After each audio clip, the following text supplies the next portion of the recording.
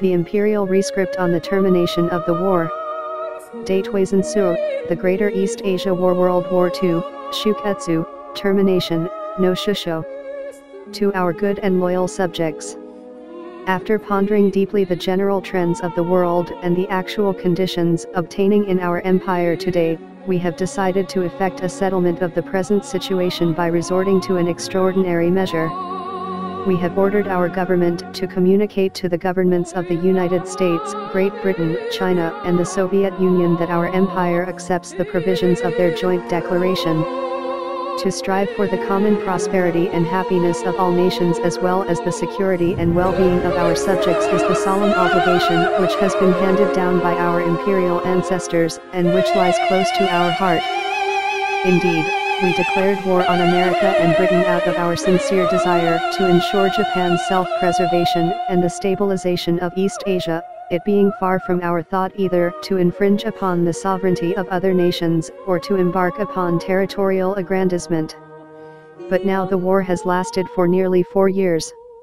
Despite the best that has been done by everyone, the gallant fighting of the military and naval forces, the diligence and assiduity of our servants of the state, and the devoted service of our 100 million people, the war situation has developed not necessarily to Japan's advantage, while the general trends of the world have all turned against her interest.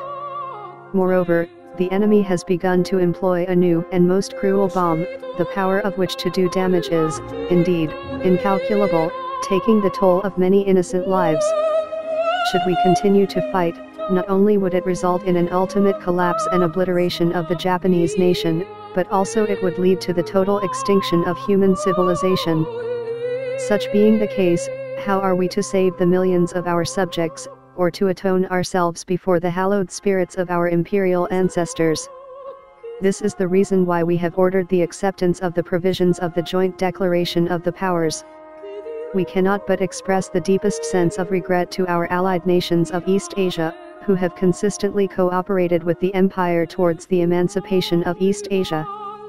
The thought of those officers and men as well as others who have fallen in the fields of battle, those who died at their posts of duty, or those who met with untimely death and all their bereaved families, pains our heart night and day.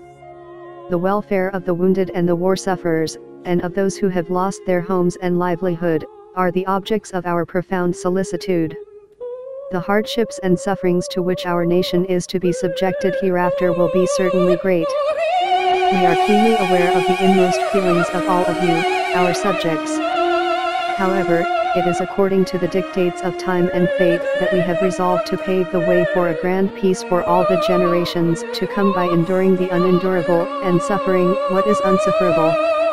Having been able to safeguard and maintain the structure of the imperial state, we are always with you, our good and loyal subjects, relying upon your sincerity and integrity.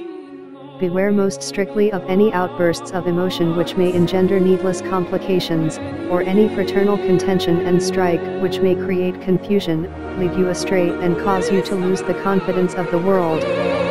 Let the entire nation continue as one family from generation to generation, ever firm in its faith in the imperishability of its sacred land, and mindful of its heavy burden of responsibility, and of the long road before it. Unite your total strength, to be devoted to construction for the future. Cultivate the ways of rectitude, foster nobility of spirit, and work with resolution, so that you may enhance the innate glory of the imperial state and keep pace with the progress of the world.